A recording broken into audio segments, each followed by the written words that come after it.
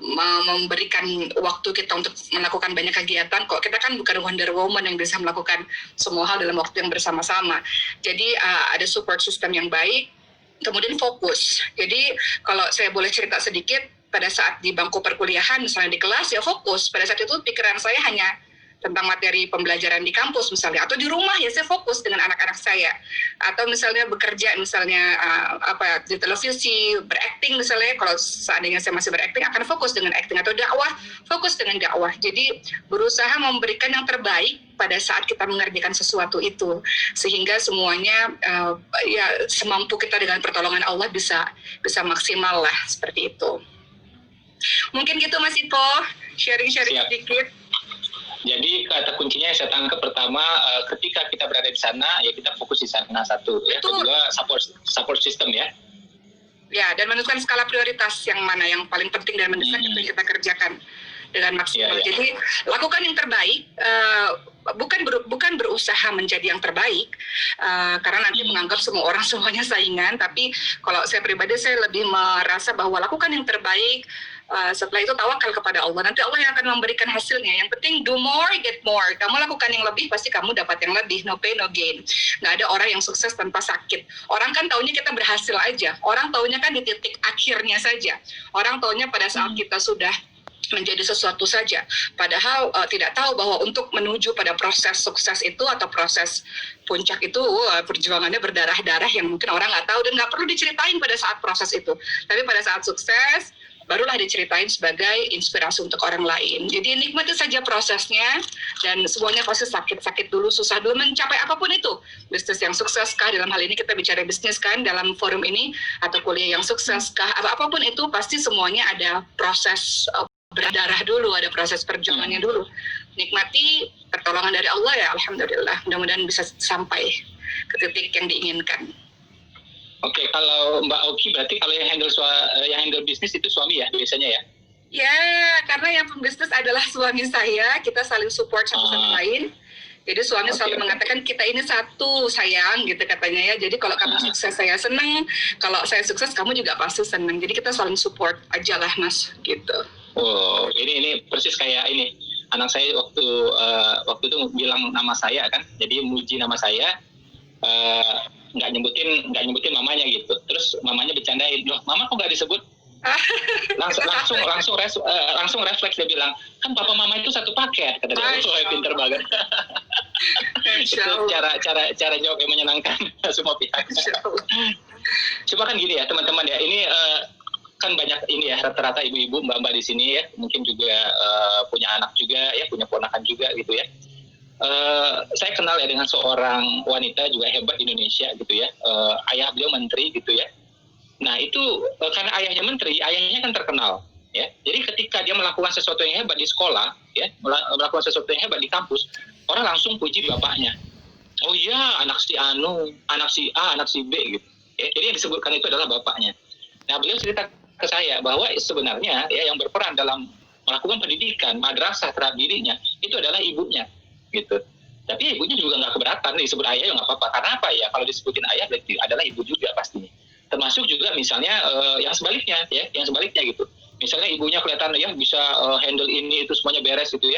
Itu pasti juga tidak terlepas dari peran si suami, ayahnya, ya suaminya gitu. Ya ayah dari anak-anaknya. Ya. Jadi kalau dengan pemahaman seperti ini kita nggak keberatan siapa yang misalnya ya kadang-kadang mungkin yang muncul di depan ya, atau yang muncul di cover ya nama gitu ya, atau mungkin yang lainnya juga menjadi backup gitu.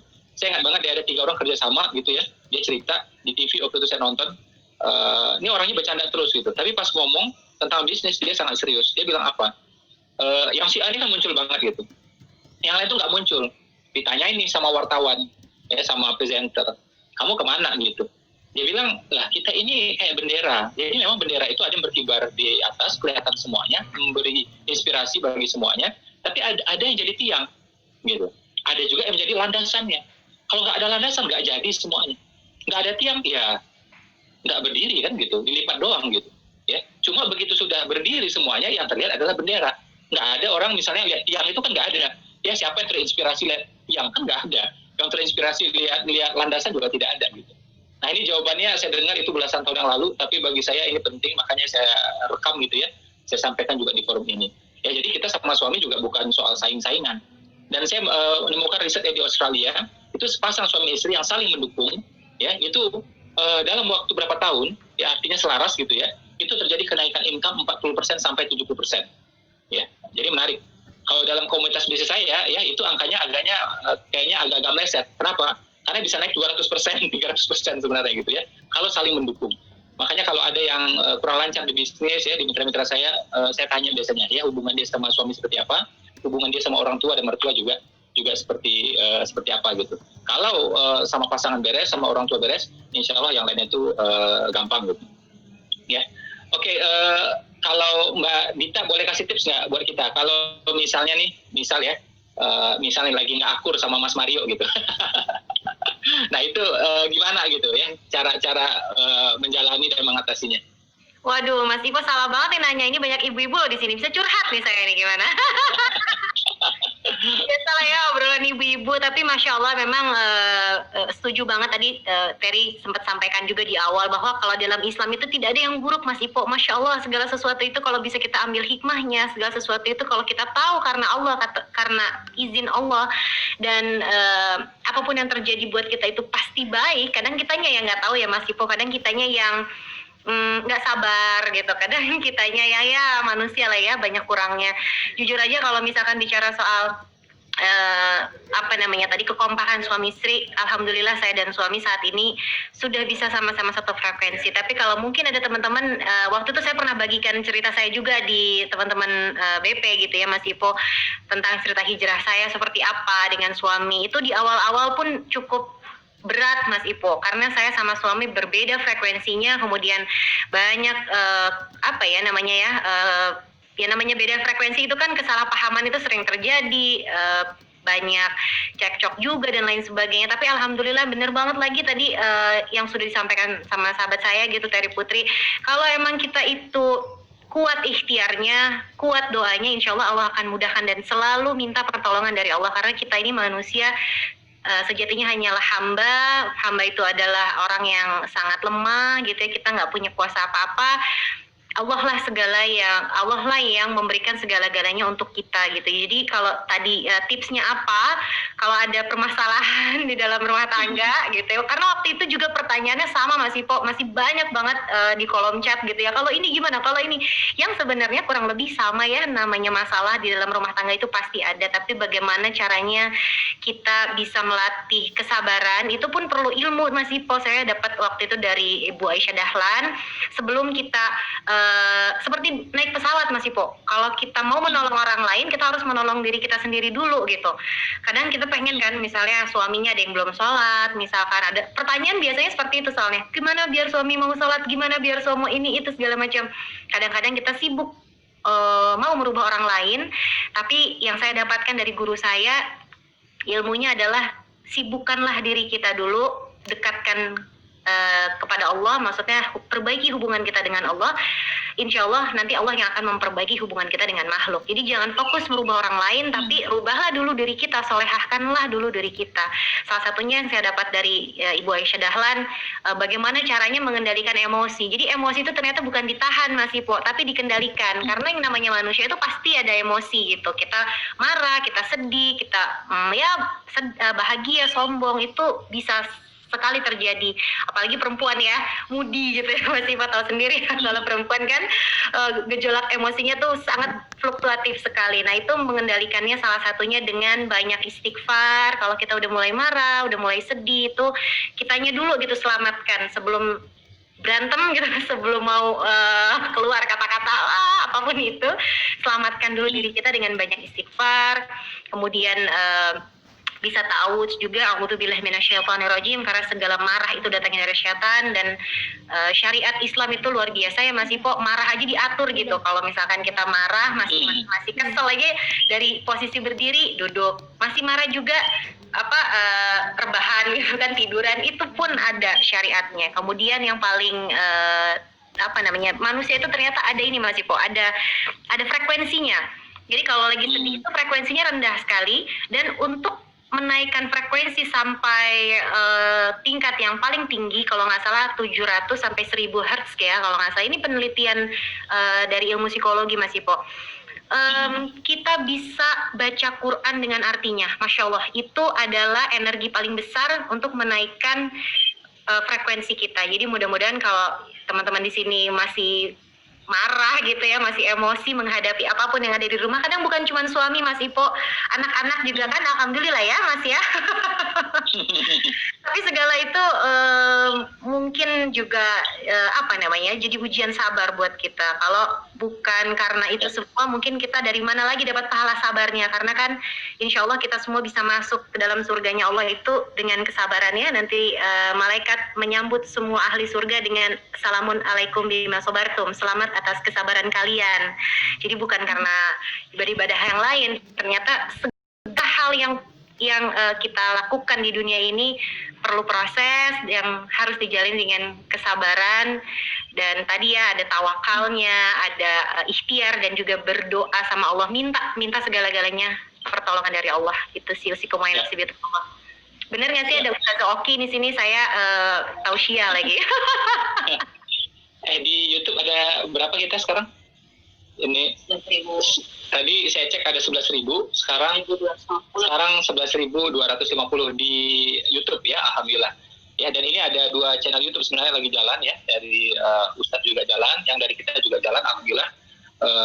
2 ya, kemudian 1 lagi Zoom. Jadi insya Allah yang ikut hari ini sekitar ya hampir 20.000 insya Allah ya, alhamdulillah. Oke, Mbak Oki boleh kasih ini inspirasi buat kita bagaimana misalnya ngelola hubungan misalnya sama suami gitu ya, misalnya ketika nggak selaras, kurang selaras gitu. Kemarin waktu sharing untuk kita belum sempat bahas ginian nih. Silakan Mbak Oki. Iya, ini tema kita rezeki, tapi memang ada kaitannya juga dengan bagaimana hubungan kita dengan pasangan, seperti tadi yang Mas Ipo bilang. Karena memang para ulama berkata, perbaikilah hubunganmu dengan Allah, maka Allah akan memperbaiki hubungan kita dengan sesama manusia, termasuk yang lain-lainnya, termasuk rezekinya. Jadi tentu saya manusia biasa. Hari ini saya sharing kepada teman-teman semua yang sama seperti teman-teman lainnya, ada konflik pasti. Tapi ternyata kalau kita berkonflik berlama-lama itu mempengaruhi berbagai macam hal, termasuk salah satunya adalah rezeki ya. Jadi apa yang dilakukan adalah perbaiki saja hubungan dengan Allah dulu. Jadi perbanyak sholatnya, perbanyak saumnya, perbanyak tilawah Qur'annya, perbanyak tahajudnya, baik suami maupun istri. Nanti ketika kita perbaiki hubungan kita dengan Allah, Allah perbaiki hubungan kita dengan pasangan kita. Dan itu mempengaruhi berbagai macam hal. Karena seperti yang kita tahu, teman-teman sekalian, bahwa rezeki itu kan bukan hanya sekedar harta ya. Rezeki itu juga apa-apa yang kita manfaatkan. Salah satunya adalah, atau apa-apa yang kita pakai, apa-apa yang hadir dalam kehidupan kita. Tidak hanya sekedar harta, tapi suami juga adalah rezeki, anak-anak adalah rezeki, penglihatan, pendengaran, semuanya adalah rezeki. Jadi saya pikir dari semua teori-teori yang ada, satu yang paling penting, yang basic yang harus kita ingat adalah bagaimana menjaga keistiqomahan kita untuk selalu dekat dengan Allah Subhanahu wa taala. Ini yang selalu kita lupa. Karena terkadang kita banyak teori A, B, C gitu ya, gimana yang memperbaiki sebuah hubungan, bagaimana memperbaiki rezeki dan sebagainya. Kita lupa bahwa salah satu yang kita sering tinggalkan adalah, atau sering kita lupa, kedekatan kita dengan Allah Subhanahu wa taala. Tapi saya ingin menyampaikan beberapa poin teman-teman sekalian berkaitan dengan rezeki ini. Setiap dari kita ingin mendapatkan rezeki yang berkah dari Allah Subhanahu wa taala yang bisa kita manfaatkan, mendatangkan banyak kebaikan. Ada berbagai macam cara lah selain tadi perbaiki hubungan kita dengan pasangan. Yang pertama adalah banyak beristighfar kepada Allah Subhanahu wa taala. Ini nasihat untuk saya sendiri, teman-teman sekalian. Istighfar sesuatu yang sangat mudah, sesuatu yang sangat ringan untuk kita ucapkan, tapi dampaknya sangat luar biasa karena mendatangkan rezeki. Teman-teman nanti lihat dalam surah Nuh ayat ke-10 sampai ke-12. Hal ini pernah terjadi di zamannya Hasan Al-Basri ketika ada seseorang yang bertanya, bagaimana, apa yang harus saya lakukan ketika saya lihat kering kerontang keadaan kebun-kebun kami, semuanya mati, apa yang harus saya lakukan? Hasan Al-Basri mengatakan istighfar. Ada orang lain datang, saya kekurangan harta, apa yang harus saya lakukan? Maka Hasan Al-Basri pun mengatakan istighfar. Ada orang lain lagi datang kepada Hasan Al-Basri, saya tidak memiliki anak, apa yang harus saya lakukan? Jadi kan semua berkaitan dengan rezeki. Ternyata Hasan Al-Basri mengatakan banyak beristighfar. Hal ini merujuknya kepada surah Nuh ayat ke-10 sampai ayat ke-12. Jadi daripada kita bengong, tidak melakukan apa-apa, lisan kita selalu basah dengan zikrullah, salah satunya istighfar, untuk kita bisa mendapatkan rezeki atau kita bisa memperoleh rezeki dari Allah Subhanahu wa taala. Kemudian yang kedua, ini juga sangat penting teman-teman sekalian, kalau teman-teman ingin mendapatkan rezeki yang lebih banyak, yang berkah, tentunya Rasulullah SAW mengingatkan untuk menjalin tali silaturahim. Disebutkan dalam hadis riwayat Bukhari Muslim, kalau kita menjalin tali silaturahim, diperpanjang umurnya, diperbanyak rezekinya. Jadi silakan hubungan dengan ibu, dengan ayah, ini meskipun sudah sebutkan tadi, jaga hubungan kita dengan ibu, dengan ayah, dengan paman, dengan bibi, bermasalah hubungan sama mereka, nanti bisa berpengaruh kepada rezeki kita. Jadi jalin tali silaturahim. Ketiga, tentu saja banyak sedekah. Mas Ipa sudah mengajarkan itu untuk teman-teman, banyak sedekah. Kemudian yang keempat adalah senantiasa bertakwa kepada Allah Subhanahu wa taala. Ini seringkali kita dengar biasa, tapi kita lupa dalam menjalankannya. Menjalankan apa-apa yang dicintai Allah, kemudian menjauhi apa-apa yang dilarang Allah. Teman-teman lihat dalam surah Talaq ayat 2 sampai 3, kata Allah, "Wa may yattaqillaha yaj'al lahu makhraja wa yarzuquhu min haitsu la yahtasib." Jadi takwa kepada Allah, dan Allah akan jadikan jalan keluar. Melakukan haji umrah juga bagian untuk mendatangkan banyak rezeki loh, dan tentu saja teman-teman berdoa kepada Allah. Usaha-usaha tanpa doa tentu adalah sebuah kesombongan. Jadi dengan doa yang banyak kita sama-sama saling tolong menolong dari doa kejauhan supaya bisnisnya sukses semua dan mendatangkan rezeki yang berkah untuk kita, insya Allah. Amin. Oke, terima kasih banyak Mbak Oki ya. Alhamdulillah guru kita Ustadz Abdul Somad sudah ready ya bersama kita, alhamdulillah ya. Saya ucapkan juga terima kasih buat Mbak Terry, Mbak Dita ya, sudah sharing buat kita semua, masuk juga Kak Dias tadi sharing di awal. Coba saya sapa dulu guru kita. Assalamualaikum Ustadz. Assalamualaikum warahmatullahi wabarakatuh, Mas Ipo. Waalaikumsalam warahmatullahi wabarakatuh. Sehat Ustadz? Alhamdulillah. Siap. Saya duduk sebagai peserta. Izin Ustaz. Apa dong? Bismillahirrahmanirrahim. Assalamualaikum warahmatullahi wabarakatuh. Alhamdulillah wassalatu wassalamu ala Rasulillah wa ala alihi wa sahbihi wa man tabi'ahu wa mawalah. Saya pertama kali mengucapkan syukur kepada Allah dan berterima kasih kepada hamba-hamba Allah yang memberikan kesempatan sehingga hari ini sampaikan. Yang pertama tentang hukum perempuan beraktivitas di luar rumah. Karena ini yang banyak menghalangi perempuan untuk beraktivitas berdasarkan ayat waqarna fi buyutikunna. Hendaklah kamu wahai perempuan menetap di rumah saja. Akhirnya perempuan tidak pergi ke pasar untuk belanja, tidak mengantar anak sekolah, dia hanya di rumah saja berdasarkan ayat ini. Maka dalam Islam untuk menetapkan suatu hukum tidak hanya dengan ayat Al-Quran. Karena kalau menetapkan hukum hanya dengan ayat Quran, maka kita tidak sholat asar 4 rakaat. Karena di dalam Quran tidak ada ayat menyebutkan sholat asar 4 rakaat. Tidak ada ayat menyebut sholat asar dengan tasyahud awal. Jadi Al-Quran itu secara global. Adapun penjelasan detailnya adalah hadis Nabi Muhammad sallallahu alaihi wasallam. Untuk menetapkan suatu hukum ada 5 dasar menurut ilmu usul fikih. Quran, hadis, ijma', qiyas, syar'u man qablana, saddu zara'i, qaulus sahabi, istihsan, istishab, urf. Barulah bisa keluar suatu hukum terlepas dari ikhtilaf kontradiktifnya. Oleh sebab itu maka perempuan beraktivitas di luar rumah. Dalam ayat Al-Quran beberapa ayat menyebutkan perempuan beraktivitas. Man amila salihan, siapa saja yang beramal saleh, min zakarin au unsa, laki-laki atau perempuan, wa huwa mu'minun, dia beriman, falanuhyiyannahu hayatan thayyibah, maka dia akan diberikan kehidupan yang baik. Di situ disebutkan perempuan. Ayat yang lain, al-mu'minuna wal mu'minatu, laki-laki yang beriman dan perempuan yang beriman. Ba'duhum awliya'u ba'd. Mereka itu saling tolong-menolong. Kalau begitu perempuan beraktivitas. Lalu kemudian adakah perempuan beraktivitas di luar rumah pada zaman Nabi Muhammad SAW? Ada seorang perempuan namanya Asma Lalu Asma itu keluar rumah. Asma itu saudara kandung seayah lain ibu dari Sayyidatuna Aisyah Ummul Mukminin. Asma keluar rumah memikul makanan kambing onta di atas kepalanya. Bertemu dengan Nabi Muhammad SAW. Seandainya saat bertemu itu Nabi mengatakan, "Hai Asma, kau tidak boleh keluar rumah," maka haramlah perempuan beraktivitas di luar rumah. Seandainya Nabi mengatakan waktu itu, "Engkau silakan keluar rumah," maka wajiblah perempuan beraktivitas keluar rumah. Tapi saat itu Nabi tidak menyuruh dan tidak melarang. Nabi hanya membantu Asma mengangkatkan beban yang ada di kepalanya. Maka ini jenis hadis yang ketiga. Hadis pertama, qauli, statement, ucapan. Hadis yang kedua, fi'li, perbuatan. Hadis yang ketiga adalah takriri, pengakuan. Ini membuktikan Nabi membolehkan perempuan beraktivitas di luar rumah karena Asma tidak dilarang untuk beraktivitas di luar rumah. Riwayat kedua tentang seorang perempuan bernama Nusaibah. Dia ikut perang bersama para sahabat. Anaknya gugur sebagai syahid, bahkan tubuhnya terluka bekas tombak, anak panah, dan tusukan pedang.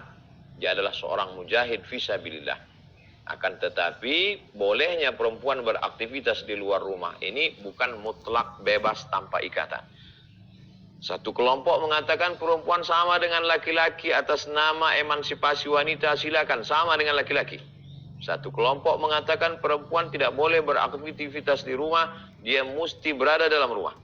Maka hadhihi ummatukum ummatan wahidah, ini adalah umat yang satu. Wa kadzalika ja'alnakum ummatan wasata. Kami jadikan umat ini umat yang pertengahan, tidak ekstrim ke kiri terlalu bebas, tidak ekstrim ke kanan terlalu terikat, tapi dia umat yang pertengahan, boleh beraktivitas di rumah dalam kurung syarat dan ketentuan berlaku. Silakan perempuan beraktivitas di luar rumah menjadi dosen, menjadi anggota legislatif, menjadi bisnismen, menjadi apapun, karena ada dalil yang membolehkan, tapi tetap dia diikat dengan ikatan yang ketat, 5 ikatan. Pertama, la tabarrujna tabarrujal jahiliyatil ula, jangan bersolek-solek jahiliyah.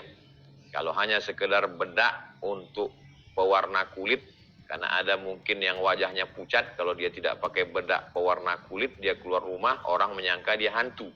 Maka menggunakan warna sewarna dengan kulit itu hukumnya mubah, boleh. Menggunakan parfum untuk menghilangkan bau badan boleh. Dalilnya ketika ada orang makan bawang belum gosok gigi datang ke masjid, Nabi marah. Man akala basolan, siapa yang makan bawang merah, au sauman, bawang putih, falyatazil masjidana, jangan dekat masjid kami. Li'annal malaikata tata'azza, karena malaikat pun merasa tersakiti dengan bau yang busuk. Itu menunjukkan parfum menghilangkan bau busuk boleh. Tapi parfum yang terlampau wangi dipakai perempuan di soft paling belakang sampai tercium imam di depan sampai hilang ayat imam itu, maka itu juga tidak dibenarkan. Oleh sebab itu ada batasan-batasannya yang logis masuk akal. Yang kedua, izin suami. Karena laki-laki itu adalah imam. Ar-rijalu qawwamuna 'alan nisa, laki-laki menjadi pemimpin. Maka suaminya izinnya atas sukarela, bukan izin atas keterpaksaan dan tekanan yang luar biasa. Nanti kalau suami ini tertekan, saya khawatir akan muncul KPS, Komisi Perlindungan Suami. Saking banyaknya suami yang tertekan karena permohonan izin yang mendesak dari istri akibat dari ajakan Mas Ipo Santosa supaya perempuan menjadi entrepreneur. Yang ketiga, bahwa la yakhluwanna rajulun ma'amra'atin illa ma'azi mahramin. Jangan berdua-duaan. Ini ada perempuan, entrepreneur, businesswoman, lalu konsultasi dengan laki-laki berdua saja. Tidak bisa. Mesti ada orang lain. Malah ketika data dibuat 3 orang, yang satu ini ngomong, "Mas, kalau kita berdua ada 3, maka yang ketiga ini setan." Oh, bukan itu maksudnya. Maka mereka ini tidak boleh berdua-duaan. Dia sudah seperti saudara saya, sudah seperti adik saya, udah macam kakak saya, udah macam abang saya. Berawal dari macam, berakhir dengan macam-macam. Oleh sebab itu hati-hati, jangan kita merasa lebih tahu dari Allah Subhanahu wa taala. Banyak manusia ini kalau masalah sholat, saya ikut Allah. Kalau masalah zakat, saya ikut Allah. Kalau masalah puasa, saya ikut Allah. Tapi kalau masalah pergaulan, saya lebih tahu dari Allah. Na'udzubillah. Allah lebih tahu apa yang berbisik-bisik dalam hati kita. Poin yang keempat adalah bahwa la tusafiranna imra'atun illa ma'azi mahramin. Tidak boleh musafir kecuali dengan mahram. Akan tetapi kalau musafirnya itu ada perempuan yang amanah, komunitas kelompok wanita hijab bersyariah, perempuan entrepreneur, businesswoman, berkumpul bersama-sama, musafir dia, perjalanannya aman, ada security, ada pembimbing, bersama perempuan-perempuan yang amanah, maka la tajtami'u ummati ala dhalalatin, tidak mungkin umatku ini sepakat untuk suatu kesesatan. Yang kelima, ada manfaatnya untuk dunia dan akhirat. Manfaat untuk dunia ada keuntungan. Dan keuntungan itu dipakai untuk menolong agama Allah. Ada target-target yang mau dicapai. Kita sudah selesai dengan target rumah besar, mobil mewah, perhiasan. Kita tidak perlu itu lagi. Karena kita adalah orang-orang yang zuhud.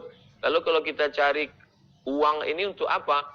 Mau buat rumah Quran, mau buat rumah tahfiz gratis, mau buat sekolah anak yatim, mau buat sekolah fakir miskin. Al-Qayyisu, orang yang cerdas adalah mandana nafsahu, bisa dia menundukkan hawa nafsunya, wa amila lima ba'dal maut, dia berpikir apa yang akan saya lakukan setelah bekal setelah mati nanti. Kita udah selesai dengan branded dengan tas kulit buaya, udah selesai. Kita sudah selesai dengan yang namanya cincin emas perhiasan. Kalaupun kita mau cari uang itu bagaimana kira-kira membuat TK tahfiz, SD tahfiz, SMP tahfiz, SMA tahfiz, pembebasan tanah, bangun masjid. Itu sekarang orientasi kita. Maka kalau itu yang menjadi tujuan, perempuan boleh beraktivitas di luar rumah. Ini yang pertama. Yang kedua, tentang masalah bagaimana kedudukan harta dalam Islam. Ada orang berpikiran setelah dia hijrah, rumahnya dia jual, lalu kemudian dia tidak bekerja, dia bertawakal, serahkan saja kepada Allah. Rumahmu mana? Tidak saya urus lagi. Bisnismu mana? Sudah saya tinggalkan. Kamu ini apa mazhabnya? Mazhab hijrah. Ini bukan mazhab hijrah. Ini mazhab bodoh. Hijrah itu dia tetap khiyarukum fil jahiliyah, khiyarukum fil Islam. Kalau dulu pada zaman jahiliyah kamu kaya, waktu Islam kaya juga. Waktu zaman jahiliyah itu kamu bisnismen, setelah kamu Islam, kamu bisnismen juga. Waktu sebelum hijrah itu kamu orang yang punya banyak uang, mobilnya banyak, duitnya banyak. Setelah kamu hijrah tetap semangat. Bedanya, dulu sebelum hijrah dari dunia untuk dunia. Sekarang setelah hijrah, cari uang beli mobil untuk apa? Mobil ambulan wakaf supaya jangan sampai ada orang melahirkan anak di pinggir jalan. Jangan sampai ada orang mati, jenazahnya dibawa pakai motor karena ambulan mahal. Bagaimana supaya buat rumah bersalin gratis? Bagaimana buat sumur bor di daerah saudara kita yang sulit mendapatkan air? Jadi orientasi akhirnya yang berbeda, jalannya tetap sama. Dia tetap bisnis, dia tetap usaha. Nah, ini kedudukan harta dalam Islam. Karena banyak juga orang memahami setelah dia ngaji, setelah dia ikut hijrah, lalu pandangan dia dengan hartanya melihat harta ini haram, harta ini hanya melalaikan dari Allah. Ini sebetulnya ngaji mau cari kebenaran atau pembenaran. Banyak juga orang setelah ngaji dia jadi malas, tidurnya jadi terlambat, terlalu banyak baca akhirnya malas kerja. Lalu kemudian ketika ditanya, gimana bisnis ente? Sudah kutinggalkan, aku sudah fokus untuk Allah. Allah yang mana? Allah yang kita sembah tidak menyuruh engkau meninggalkan pekerjaanmu. Idza qudiyatis shalah, kalau kau sudah melaksanakan salat, fantashiru fil ard, bertebaranlah di atas muka bumi, wabtaghu min fadlillah, cari karunia Allah, cari rezeki yang ditebarkan Allah. Jadi at-tajirus saduqul amin, pedagang yang jujur, yang amanah, bisnismen yang sukses, khairun, dalam pandangan Allah dia lebih baik. Wa ahabbu ilallah, lebih dicintai Allah. Minal mu'minid dhaif, daripada mukmin yang lemah. Anta da'a warasataka aghnia, kau tinggalkan anak cucumu dalam keadaan mapan secara finansial, ekonominya kuat, khairun, lebih baik. Min anta da'ahum 'alatan, daripada kau tinggalkan mereka dalam keadaan miskin, susah melarat, yatakaffafuna 'alan nas. Mereka miskin, susah, meminta-minta, hilang harga dirinya. Oleh sebab itu dalam Islam diajarkan, aman bana masjidan, siapa yang bangun masjid, banallah mithlahu baitan fil jannah, dibangunkan Allah untuknya satu tempat dalam surga. Siapa yang bisa bangun masjid kalau bukan orang yang mapan secara ekonomi. Oleh sebab itu, saya amat sangat senang sekali ketika Mas Ipo menggalang sebuah gerakan ekonomi kekuatan umat. Karena kalau ekonomi ini dimiliki hanya oleh segelintir orang, kalau segelintir orang ini tumbang, maka tumbanglah ekonomi. Tapi kalau yang dibangun ini adalah ekonomi keumatan,